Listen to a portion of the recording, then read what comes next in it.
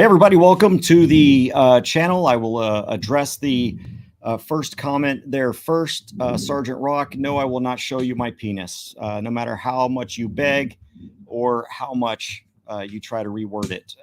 Sorry, I just don't bend that way. San Francisco, that's where I recommend you go if you'd like to see people playing with their junk. Won't happen here. All right, guys, we're going to talk about the pistol brace rule. There's a lot of misinformation out there. There's a lot of fear mongering. Now, a lot of the fear mongering is actually legitimate fear mongering, but there's still a lot of misinformation out there. I'm going to say right off the bat, because the central question to this video that we're going to answer is, do I have to register my pistol brace? And the answer is no. Well, the answer is it depends. Constitutionally, the answer is no. The ATF rule is unconstitutional, but it does need to be litigated. So that's going to have to happen. But don't just go out there. First of all, just don't go out there and start registering something because the government told you to, okay? Not without all of the information. What I've done is I have read through the 296 pages of nonsense that is the rule. And what I've done is I've boiled it down to what is essentially a page and a half. Now, you'll see on my PDF that I've saved where I've extracted all the relevant information that it took the ATF 296 pages to justify and legitimize a rule that is essentially a page long. So I want to tell you what that rule means. I will start by saying I want to let you guys know that I am not an attorney. I'm not giving legal advice. If you are concerned about whether or not you should register your pistol brace, you should go and talk to an attorney and, get professional legal advice from an attorney. I'm not an attorney. I'm not giving you legal advice. All right. So, not yet anyway. Let's bring this up here. Because this is the rule. And what I did was I literally pulled this out of the Federal Register, copied and pasted, so that you don't have to go through 300 pages of nonsense to figure out what this means, okay? What the rule does is it doesn't really even, pistol braces are sort of the cursory issue here. What it is they're trying to redefine what a rifle is. That's what the ATF is trying to do. They're trying to redefine what makes an AR pistol a rifle. And I'm going to go through with you how they figured that out. What you'll notice in here is that the rule is not cut and dry. A regular citizen who owns a pistol brace cannot go and look at their gun and go, oh, this meets the requirements of the rule. I'm just going to say that flat out. It doesn't matter what kind of pistol brace you have. Doesn't matter what kind of gun you have, a rifle. The rule will not help you. And I think it's designed that way. It's designed that way so that the ATF can keep you confused, so the federal government can keep you confused, and they can create more felons. And by creating more felons, they can disarm more people. That's what this whole rule does. It is incredibly broad and incredibly skewed.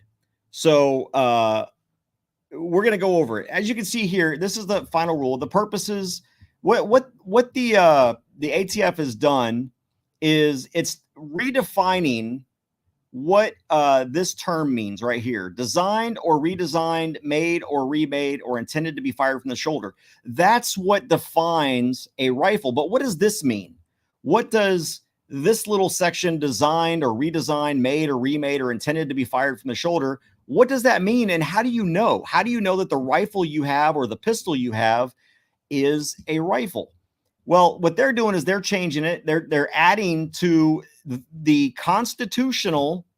the legislative law. This is the legislatively passed, congressionally passed law that defines a rifle. What the ATF is doing is redefining what Congress has already defined.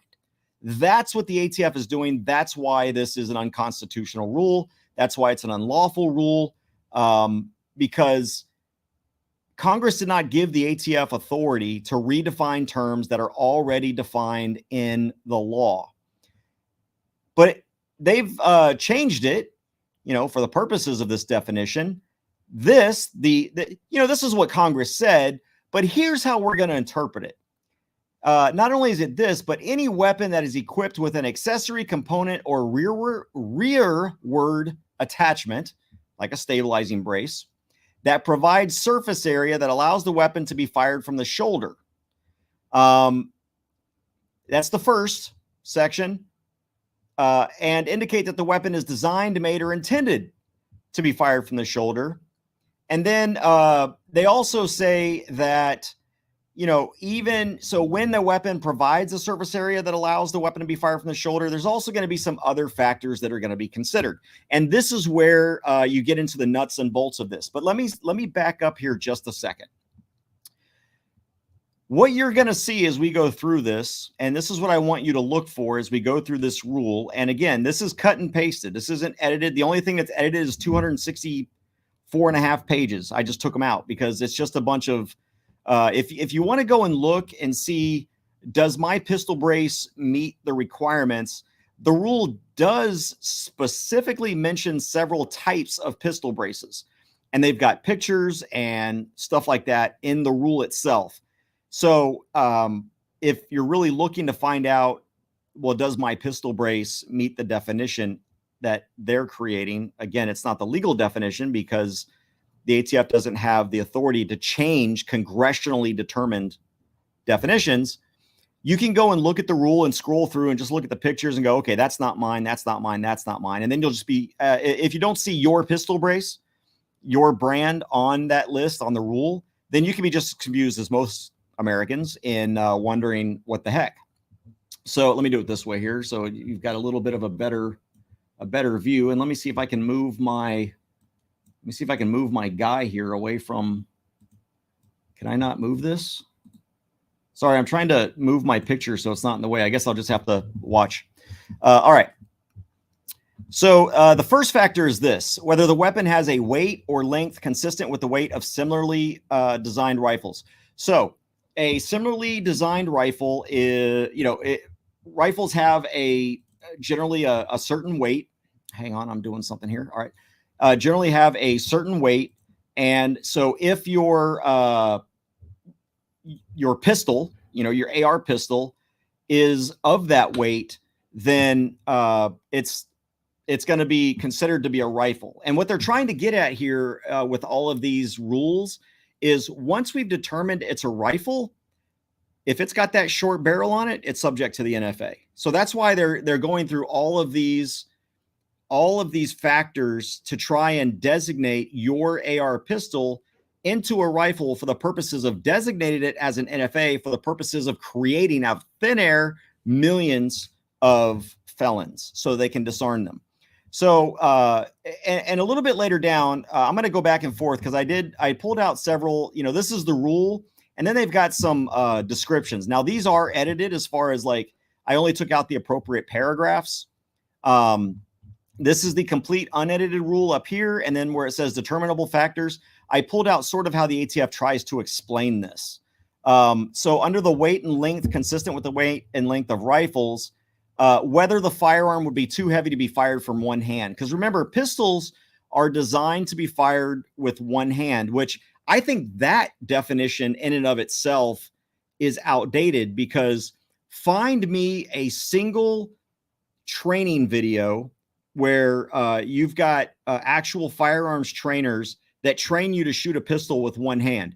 Everybody is trained to have that weapon in two hands. Okay. Now you do train with one hand because you never know if your other hand's going to be busy or engaged. But for the most part, everyone shoots, even pistols, even small pistols, with two hands. It doesn't matter if you got a little 380 or a 22 Derringer, maybe a 22 Derringer. People just, I don't know what you're using that for anyway, but for the most part, you're always holstering that or holding that gun, that pistol, with two hands. So this idea that a gun is not a pistol if it's not to be fired with one hand, there are some guns that are pretty freaking heavy and they're not very easy to hold with one hand. Are they designed that way? Possibly. So when looking at weight, really the question is whether it would be too heavy to be fired from one hand. But here's the other question: whose hand? something that's fired from, that is too heavy to be fired from my wife's hand might not be too heavy to be fired from Drew Sargent's there or Ronan, So what exactly does that mean? Because what exactly is heavy? Now the NPRM, which that supposedly discusses weights and all of that. I'm not going into that. I'm giving you the overview of what the ATF is looking at. And one of them is the consistent weight and length of rifles and whether they would be too heavy to be fired from one hand. So that's where that's where this comes from. All right. The next thing they want to talk about is length of pull and whether it's consistent with similarly designed weapons or rifles. Now, what is length of pull? I found an image here. I'm going to bring this over. To determine the length of pull of a weapon, you start by measuring the center of the trigger, where the trigger is, all the way to the outside of the rear attached, whether it's the stock, the pistol brace, the buffer tube, whatever. So this is how it's measured. Now, what the rule doesn't tell you is, what does that mean? What is the length of pull that I need to be looking for on my AR pistol with a pistol brace to determine whether or not that length of pull is consistent with similarly designed rifles? These days with piston technology, and I'm going to get into this a little bit later, you don't necessarily need a buffer tube like most AR rifles have. And the length of pull with a rifle with the buffer tube is going to be different than the length of pull of a piston-driven AR style pistol. The third thing the ATF is going to look at to determine, in addition to the surface area, is, so I talked about length of pull, with sights or scope with eye relief that requires the weapon to be fired from the shoulder. What does that mean? If you put on your AR pistol, for example, I'm gonna pull something over here. Let me see here.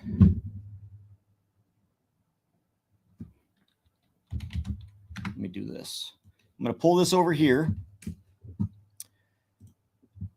And we are looking at rifle scopes. Let's just do that. Rifle scopes. Do some images here. All right.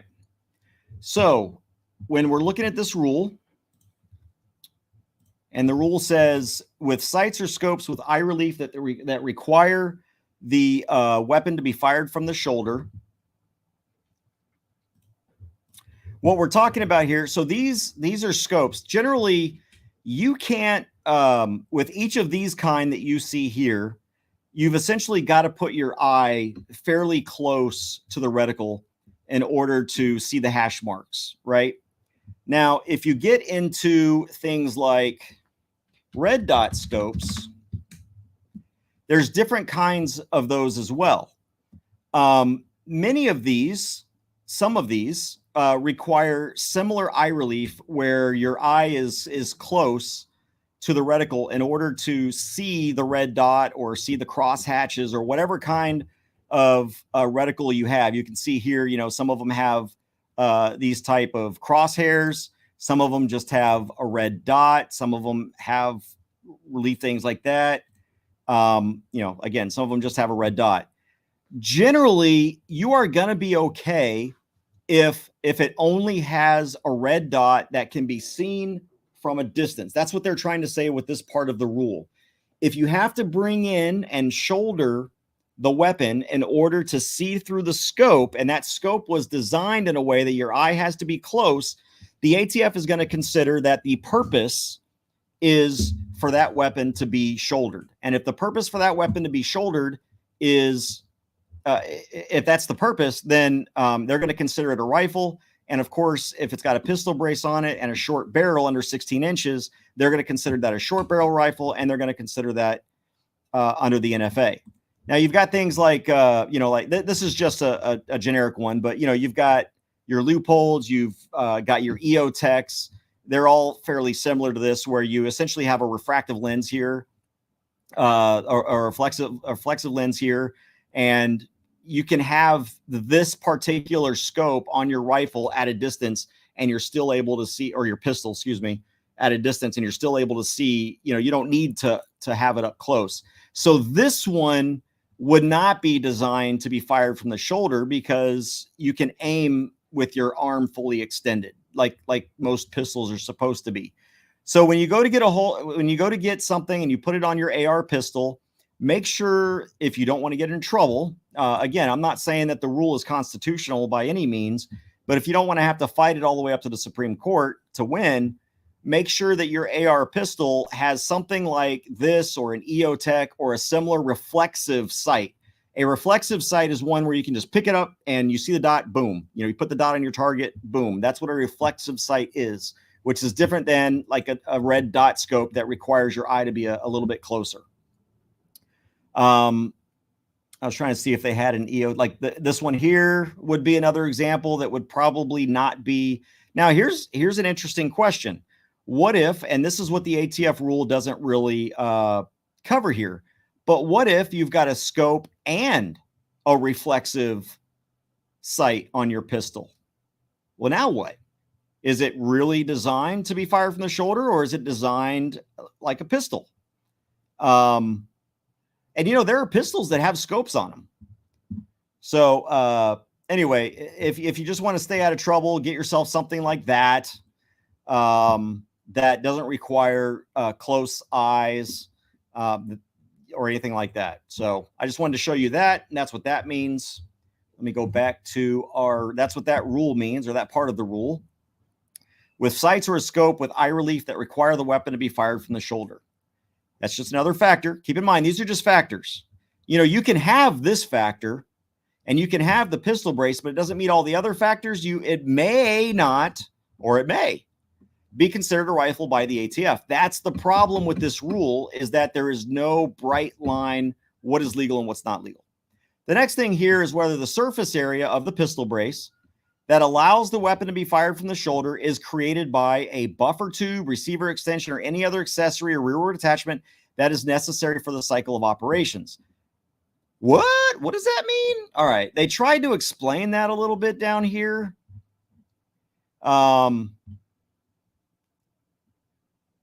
The surface area that allows the weapon to be fired from the shoulder, and making the determination of whether surface area allows for shoulder firing, ATF will not attempt to precisely measure the surface area or make the determination based on the existence of any minimum surface area. Instead, and this is what's alarming here, ATF will consider whether there is any surface area on the firearm that can be used to shoulder fire the weapon. Any surface area. So, there's the blade. I don't know if you've seen that. It's got a really thin blade, I think, and that was designed to minimize the surface area. Well, this rule changes that to any surface area. So they're going to consider that. Okay, is there any surface area? But here's the problem. But what about my buffer tube? What if I have no pistol brace on there? I mean, there's a surface area on the buffer tube to stick that thing on my shoulder. Yes, there is, and we're going to discuss that in a little bit.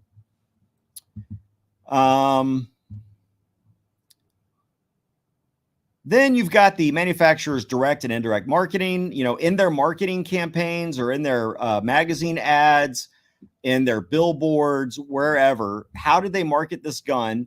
Does it show shooters holstering the pistol, the AR pistol?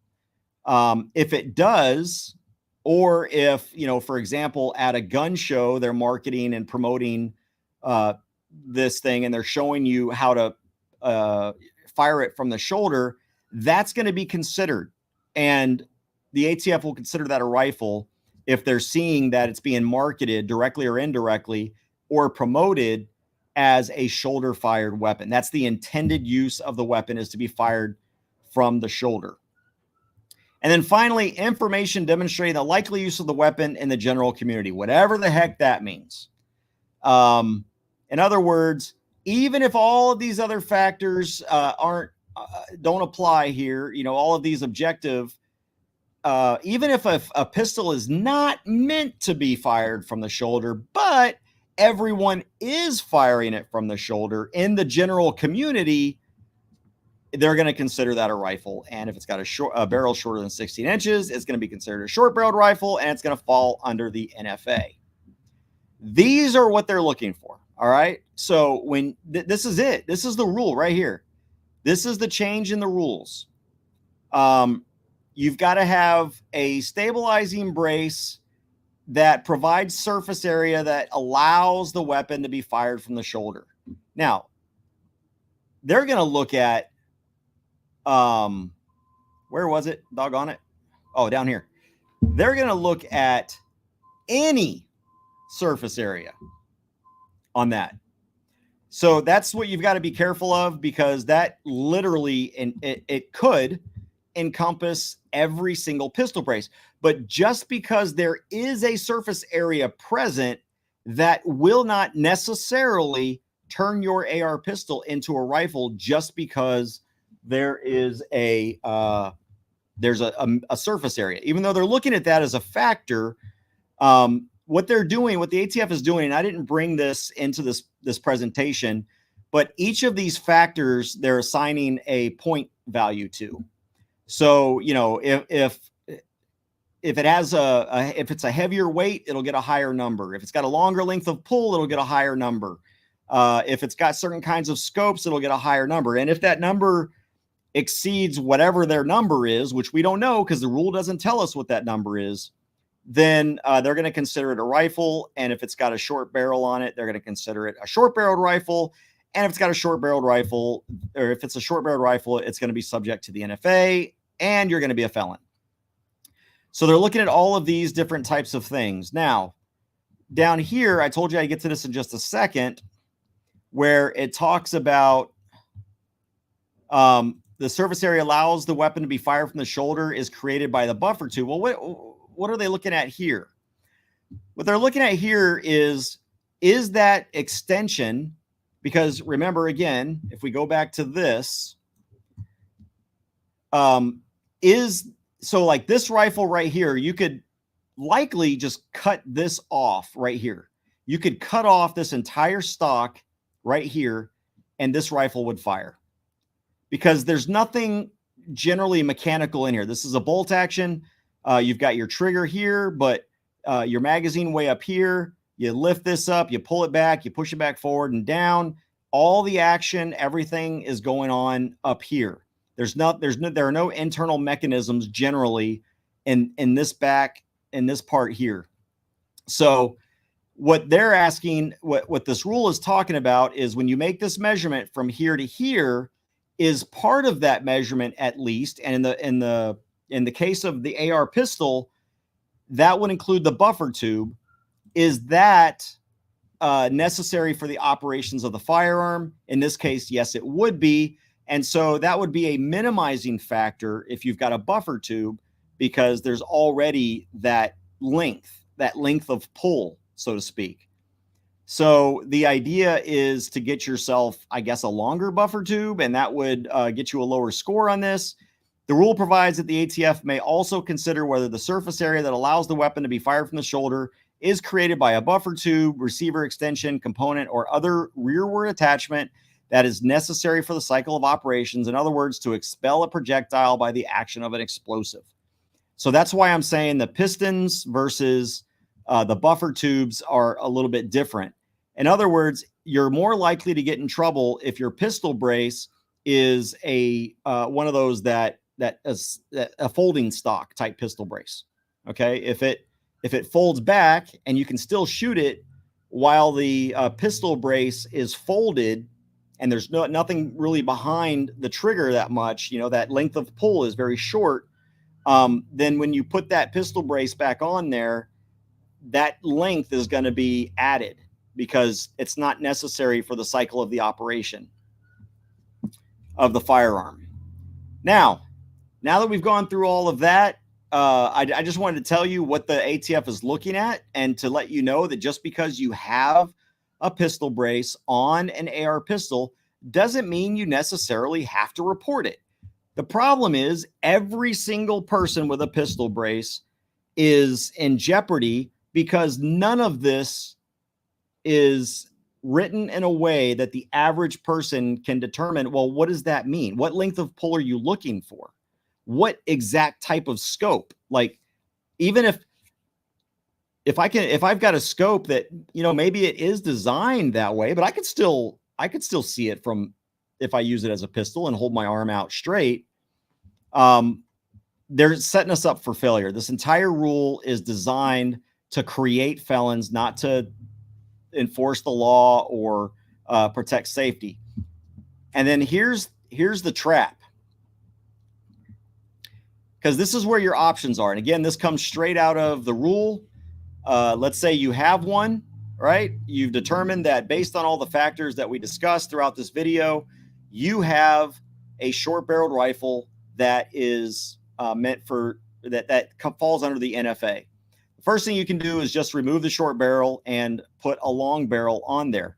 Oh, but wait, but CJ, if I do that, I'm creating another firearm. We'll get to that.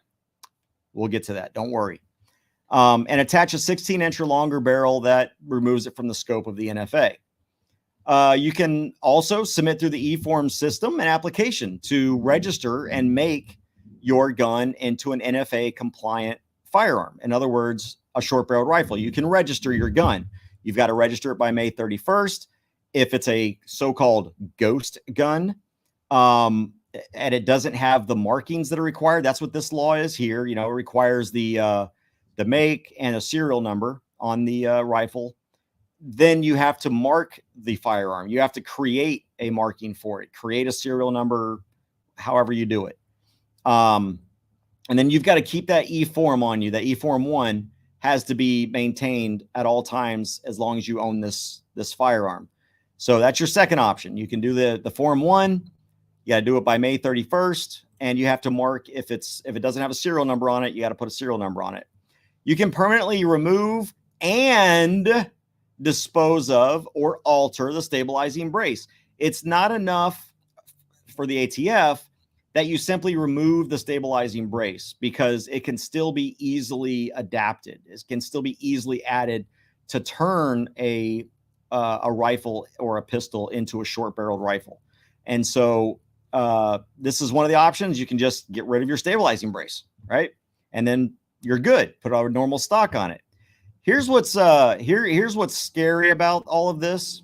The department recognizes that the removal of a stabilizing brace from a firearm that was originally received as a short-barreled rifle results in the production of a weapon made from a rifle. However, the department, in its enforcement discretion, out of the kindness of our heart, you're a felon. We've turned you into a felon just overnight by writing this rule and determining that something that millions of Americans have is suddenly a cause to make a short-barreled rifle. But you know what? We're, out of the kindness of our heart, we're going to use our discretion. We're going to allow people not to register those firearms as a weapon made from a rifle. No, we're not going to. We're good, so you just have to do it by May 31st. So as long as you do it by May 31st, we're going to use our discretion. Discretion. What does that mean? That means they may not use its discretion, but they're going to allow people to reconfigure that, and they're not going to require them to register those firearms as weapons made from a rifle. Yeah, we all know how that goes. All right, the fourth one, turn your firearm into your local ATF office. And the last one is you can destroy the firearm. That's stupid. I mean, if you're going to destroy the firearm, you might as well just remove the barrel or the pistol brace. I mean, why destroy the firearm? That's kind of stupid. But, there are some pretty dumb people out there. Finally, you've got individuals will not be subject to the $200 making tax as long as they timely submit their eForm 1 by May 31st, 2023. So not only are they not going to, in their enforcement discretion, are they not going to worry about the fact that you've just turned a short barrel rifle into a regular rifle, which you're supposed to register. they're also not going to charge you this $200 making tax as long as you register it under number 2 here by May 31st, 2023. All right. That is what's important. So this idea that everyone has to register their pistol brace, as long as you can argue, or your attorney can argue if you get in trouble under this, that none of these factors have turned your pistol brace into an NFA item. In other words, the surface area is too small. It's not very small. It's a very lightweight gun. It's got a short length of pull. So obviously the shorter the pistol brace, the better. So if you want to avoid that one, you want to make sure that your pistol brace is in closer. The closer to the trigger guard, the less likely it will be that they're going to determine that to be a rifle. Okay. I know some pistol braces, because some people have long arms, so they've got a long pistol brace, so they got that retractable pistol brace. If you've got an extending pistol brace that you can set different lengths from the trigger, in other words, if you can adjust the trigger pull, the length of pull here, I mean, not trigger pull, the length of pull. If you can adjust the length of pull, they're going to measure that from the furthest back that your pistol brace can be retracted. Okay. So the closer in you get to the end of your pistol brace, the less likely you are to have an SBR under that factor. Okay. Under that factor. And then just make sure you've got the right scope on it. Make sure that you've got a more reflexive scope as opposed to a long range type scope. And really, I mean, come on, if you've got an AR pistol, it's not as good long range anyway, because you've got a shorter barrel on it. So that kind of makes, I mean, it doesn't make any sense. None of this makes sense, but I mean, I understand what they're trying to say here. And then if that surface area is created by a buffer tube, you're less likely to have an SBR if you've got a buffer tube on your AR pistol than you are, for example, you've got a pistol driven AR pistol. And then you want to they're going to look at the marketing. These things you can't really, there's nothing you can do here other than maybe do some research and find out how was this car marketed, or I'm sorry, how was this car? I just got to notice that I got to take my car in for a service here in about 30 minutes. How was the AR pistol marketed? You might want to go and look on the website, go and look at any of their marketing materials and see if they've got pictures. For example, I'm not going to say what I have. I'm not going to do their job for them, but I'm going to go and look at the manufacturers. I'm not going to look at anything. I know the rule's unconstitutional. I'm not breaking any laws, and so I don't have to do anything. My stuff are not short barreled. And then, I don't even know what this means. This is just so broad. Information demonstrating the likely use of the weapon. So if everyone's got, let's see, what is one that I know of? The Saint, the Springfield Saint has a pistol variant, and Wrights Crispy, yes, they did. They dropped that charge a couple weeks ago. Information. So, these are just the factors you got to look at. If you look at those objectively and you decide, you know what, even though I think this is unconstitutional, I still want to do my due diligence. I'm going to look at these factors and see, okay, I don't believe I've got a light weapon. It's got a short length of pull. I've got a reflexive sight on it. It's a very small pistol brace. It's not like a really thick and rigid pistol brace. So it's one that can actually be used as a pistol brace. And then I've looked at the marketing materials and I don't see any pictures of them shouldering this particular brand. You're good to go. You don't have to register anything, right?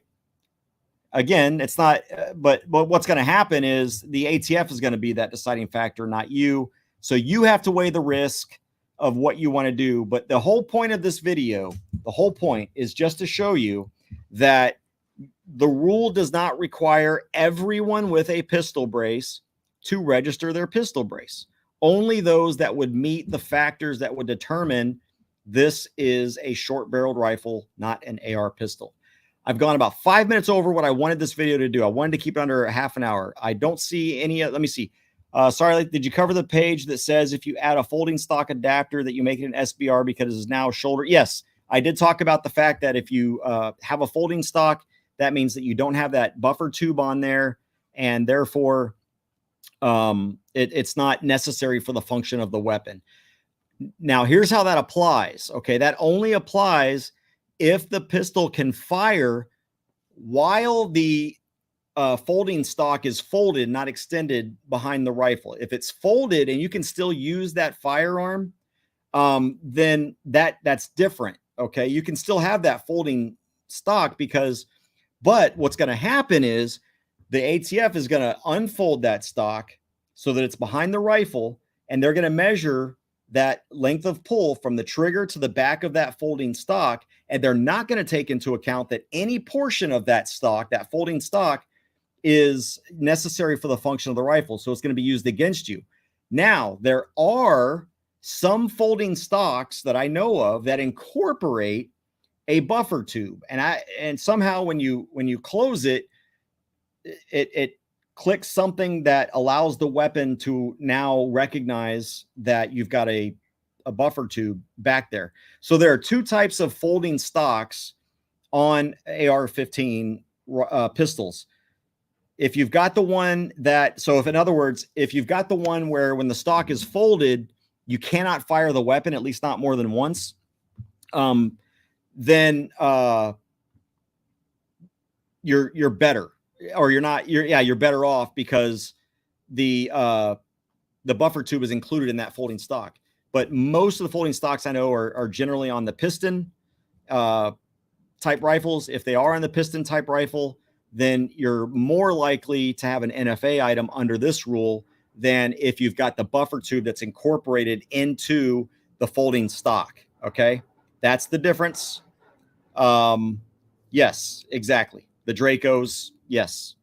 So if you've got a gas driven AR, you're more likely to be okay because there's got to be a buffer tube there. If you've got a piston driven AR, you're more likely to get in trouble on that factor. Again, just that one factor, okay? Because that's what they're going to look at. If that's the only thing that they've got, is that you've got a folding stock that doesn't have, because you've got a piston driven and you've got a folding stock, that might weigh against you in all of the factors. But maybe everything else is so low, like it's a short length of pull because it doesn't fold that far back. It's a lightweight gun. There's very, very little surface area on the pistol brace, and you've got a reflexive scope on it. All those factors together, even if you have that folding stock that doesn't have a buffer tube, will help and not make the gun an NFA item. You see where the problem is? This is why there's a problem with this rule, and it's designed to confuse people. It's designed to entrap people, and really it's designed to scare the American people into registering their guns. That's what it is. It's not about safety. It's not about enforcing the law. It's about scaring people to register the guns so the federal government knows who has them and where they are. And once they're registered, they can then start taking them. All right, guys, I'm going to end this right now. I'm going to get it under 40 minutes. Y'all take care. Be safe. Be free. I do think I got all the questions in here.